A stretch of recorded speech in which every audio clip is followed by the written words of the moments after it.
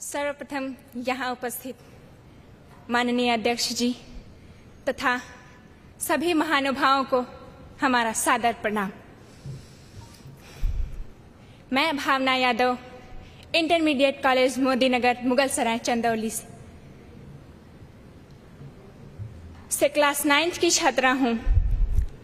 आज मैं आप सभी के सम्मुख पूर्व प्रधानमंत्री श्री लाल बहादुर शास्त्री जी के जीवन से संबंधित अपने कुछ विचार प्रस्तुत करने जा रही हूं।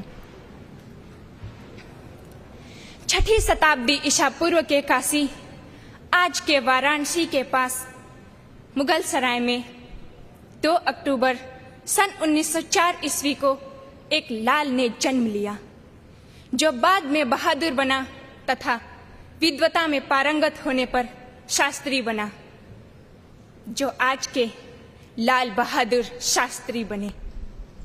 हम रहें या ना रहें, किंतु ये झंडा रहना चाहिए और देश रहना चाहिए। हम आप रहें या ना रहें, किंतु भारत का सिर ऊंचा रहना चाहिए। ये उद्गार हैं पूर्व प्रधानमंत्री श्री लाल बहादुर शास्त्री जी के, जो उन्होंने स्वतंत्रता दिवस के अवसर पर लाल किले की प्राचीर से व्यक्त किए थे। अति साधारण परिवार से होते हुए भी पढ़ाई के प्रति उनका बहुत लगाव था। एक अलग ही जिज्ञासा थी उनकी पढ़ने की, प्रबल इच्छा शक्ति, अदम्य साहस कूट कूट कर भरा पड़ा था उनमें। उनकी इसी प्रबल इच्छा शक्ति के कारण ही बड़े से बड़े कठिनाइयों के समंदर भी उनके आगे नतमस्तक होते थे। इसलिए ही तो कहते हैं, गर समंदर में बाढ़ आ जाए तो उसे भी वो तैर कर पार कर दे। गर समंदर में बाढ़ आ जाए तो उसे भी वो तैर कर पार कर दे। था कोई लक्ष्य नहीं ऐसा जो उसकी तय हार कर दे।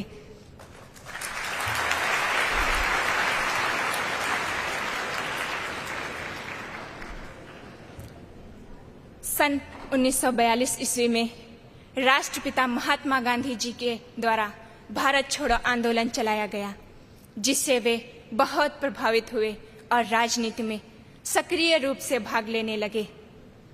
9 जून सन 1964 ईस्वी में जब वे प्रधानमंत्री बने, तब भी उन्होंने सादगीपूर्ण जीवन ही पसंद किया। उनके एक मित्र ने एक बार उनसे कहा, अरे अब तो आप प्रधानमंत्री बन गए हैं, तो क्यों पुराना धुराना धोती पहन रहे हैं, नया नया पहनिए। फिर भी उन्होंने अपने मित्र की बात पर ध्यान न देते हुए वही सादगीपूर्ण जीवन जिया जैसे वे जीते चले आए थे। अतः हमें उनसे सादा जीवन, उच्च विचार की शिक्षा लेनी चाहिए। प्रधानमंत्री बनने के कुछ ही समय बाद पाकिस्तान ने भारत पर आक्रमण कर दिया। देश उन दिनों अत्यधिक कठिनाइयों से गुजर रहा था। खाद्यान्न की भी बहुत कमी थी।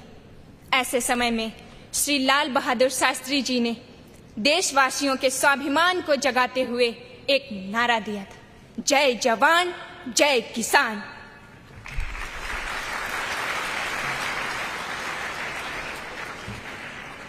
किंतु उन्होंने जय जवान और जय किसान ही क्यों कहा? वे हम लोग का नाम ही जय लगाकर कह सकते थे।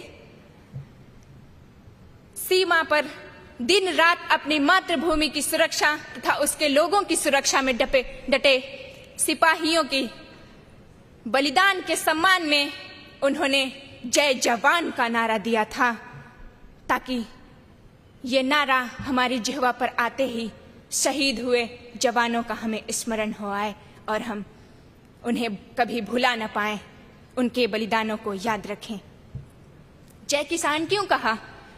वो किसान जो दिन रात अपने खेतों में परिश्रम करके हमारे पेट तक रोटी पहुंचाता है, उस किसान के आत्मसम्मान की रक्षा के लिए उन्होंने जय किसान का नारा दिया था, ताकि संकट की परिस्थिति में वो किसान भी अपने आप को अकेला न महसूस करे और संकट के समय में देश के साथ खड़ा रहे। इसलिए उन्होंने कहा, जय किसान।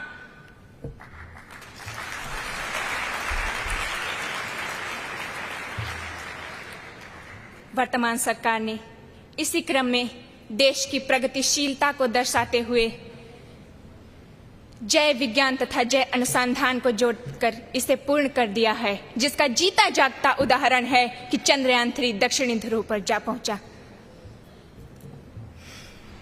भारत पाकिस्तान के युद्ध में श्री लाल बहादुर शास्त्री जी के कुशल नेतृत्व तथा दृढ़ इच्छा शक्ति के कारण भारत विजयी रहा और इस विजय ने पूरे विश्व भर में भारत का मस्तक ऊंचा कर दिया था। इस विजय के फलस्वरूप भारत और पाकिस्तान ने मिलकर ताशकंद में शांति का समझौता करने का फैसला लिया। अंततः समझौता हुआ। आखिरकार उसी दिन 11 जनवरी सन 1964 ईस्वी को भारत का ये महान सपूत सदा सदा के लिए सूर्यलोक सिधार गया। उनके सारे संसार में शोक की लहर दौड़ गई। पूरा भारत शोक मग्न हो गया। भारत ने अपने इस महान लोकप्रिय नेता को सदा सदा के लिए खो दिया था। उनके निधन के पश्चात आम जनमानस के मुख से स्वतः ही एक पंक्ति निकली, शांति खोजने गया, शांति की गोद सो गया, मरते मरते विश्व शांति के बीच बो गया। ताशकंद में मृत्यु हुई, राष्ट्र उदास हो गया, धरा देखती रही, पुत्र इतिहास हो गया।